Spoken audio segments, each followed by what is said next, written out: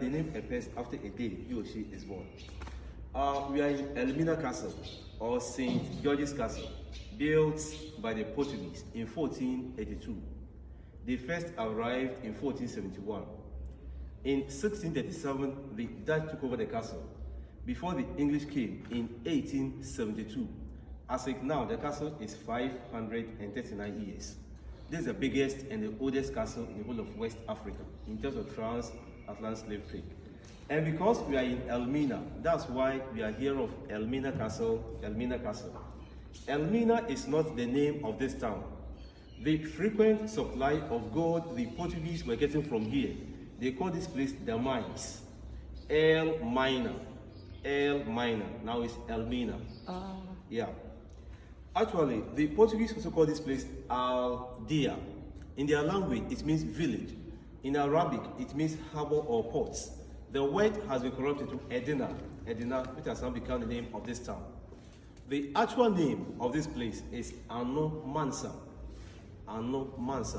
meaning inexhaustible water, or Kwamakwakwu. He was the founder of this town. The initial idea wasn't meant for slavery into goods. The rooms on the ground floor all around ways are storerooms. Later, the Portuguese changed the idea from goods to human trade.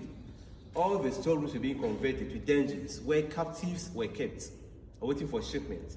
This castle is talking about 1,000 captives at a time, about 600 men and about 400 women. At times, the number could be more.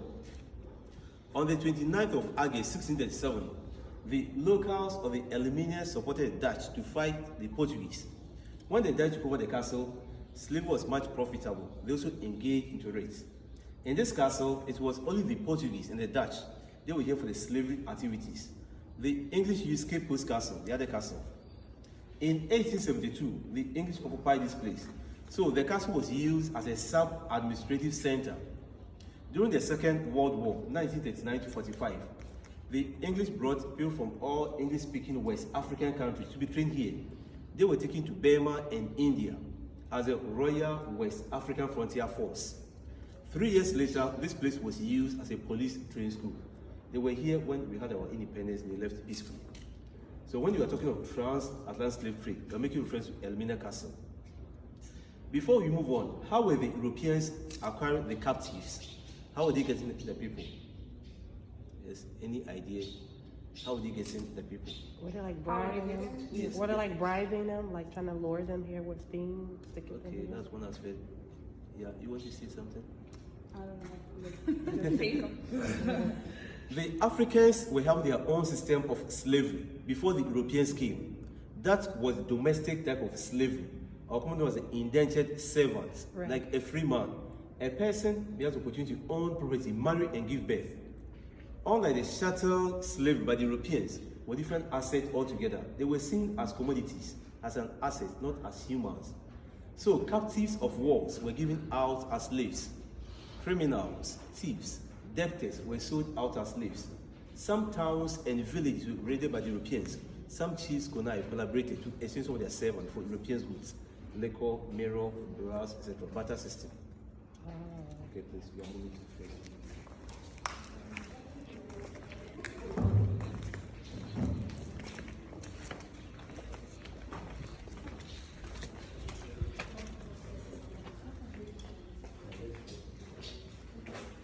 In this room, about 130 women were kept here for 1 month, 2 months, or 3 months. These are some of the original iron bars, about 300 years. They were getting rusty. These are just wooden bars. If these bars were to be the original ones, the captives would have easily escaped. Yeah, we have this proverbial expression: until the lion has his historian, the hunter will always be a hero. What does it mean? Until the lion has his historian, the hunter will always be a hero. Do you understand? Yeah. He said until the lion has his history, Yeah. the Hunter will always be the hero. Yeah. It basically means If you don't tell your story, somebody gonna tell it for you. yeah, Yes, of course. they get their own narrative. Because history needs to be told from the victim side. If we the Africans, we only will tell our own story from our side, there will be a time that the story twisted to tell us, and history defines who you are, retells your identity. Right. Yeah. This wood here, this one, and the one on this side, they are the two main original beams by the Dutch, local red oak. The rest have been changed. There are two different kinds of bricks here. Red bricks by the Portuguese, these ones. Okay. Yellow bricks by the Dutch from Holland.